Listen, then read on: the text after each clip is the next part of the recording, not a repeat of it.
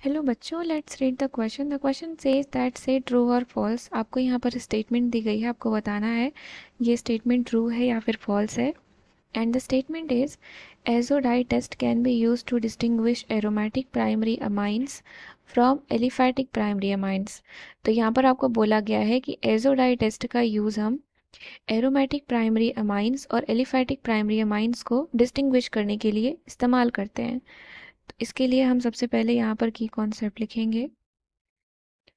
So here the key concept is, तो यहाँ पर आप नाम लिया गया है एजो का। तो जो एजो प्रोडक्ट्स होते हैं, the azo products have extended conjugate system, extended conjugate system having both aromatic ring, both aromatic ring joined by N double bond N bond, यानी कि जो प्रोडक्ट बनेगा वहाँ पर एक्सटेंडेड कॉन्जुगेशन प्रेजेंट होगा और दो aromatic ring N double bond N bond से क्या होंगी, जॉइन होंगी। तो एजो डाई टेस्ट में हम किसका यूज़ करते हैं? In azo dye test NaNO2 plus HCl is used. इसका यहाँ पर इस्तेमाल किया जाता है। तो जो ये एजो डाई टेस्ट होता है, ये पॉजिटिव देता है, पॉजिटिव टेस्ट देता है एरोमेटिक अमाइंस के लिए। That is aromatic amines gives positive azo dye test, azo dye test forms diazonium salt, diazonium salt when treated with HNO2, तो फिर जो डाइजो कंपाउंड बनता है उसका कपलिंग रिएक्शन होता है फेनॉल के साथ, जैसे कि बीटा नेप्थॉल के साथ, और फिर वो ऑरेंज एजो डाई का फॉर्मेशन करता है। तो रिएक्शन किस तरीके से होती है हमारी, अगर एरोमेटिक अमाइंस की बात कर रहे हैं हम, तो ये है हमारा aromatic amine that is NH2। इसका रिएक्शन हो जाएगा HNO2 के साथ, दैट इज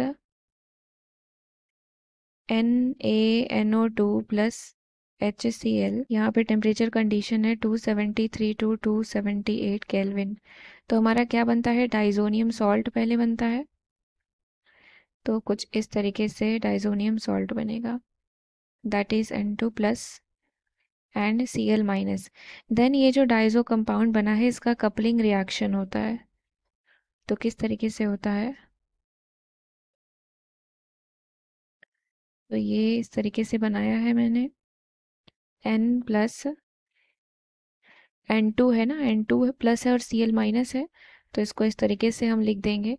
अब इसका कपलिंग रिएक्शन होगा किसके साथ, फेनॉल के साथ, जैसे कि बीटा नेप्थॉल के साथ। तो इसका कपलिंग रिएक्शन हम कराएंगे, तो ये हमारा इस तरीके से बनेगा।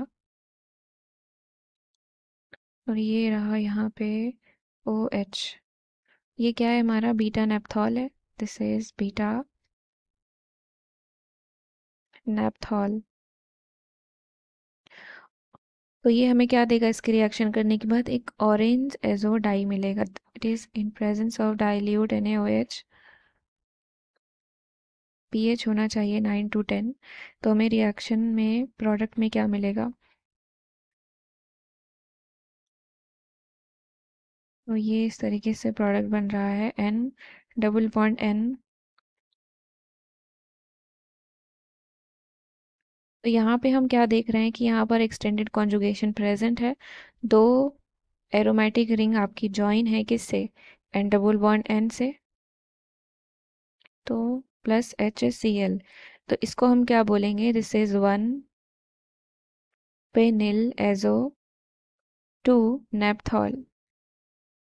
लेकिन यही अगर हम एलिफैटिक अमाइन के साथ इसका रिएक्शन कराएं तो हमें क्या मिलेगा? That is on reaction with aliphatic amines तो हमें किस तरीके से मिलेगा? दैट इज RNH2 हो गया हमारा प्लस HNO2। यहाँ पे R आपका कोई एल्किल ग्रुप हो जाएगा, तो ये हमको क्या देता है? ROH plus N2 plus H2O।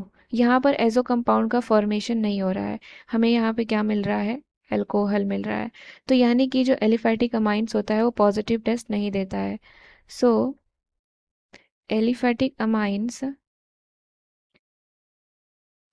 does not give positive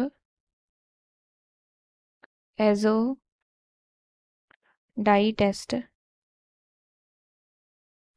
test. Therefore it helps in distinguish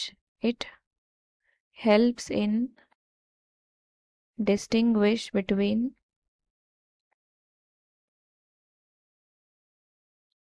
aromatic amine and aliphatic amine. Aromatic amines and aliphatic amines। तो इसका यूज़ हम एरोमेटिक अमाइंस और एलिफैटिक अमाइंस को डिस्टिंग्विश करने के लिए use करते हैं। तो यानी कि हमारी स्टेटमेंट क्या हो गई? ट्रू हो गई। So here the given statement is correct. Statement is true. So I hope you understood it well. Thank you and best of luck.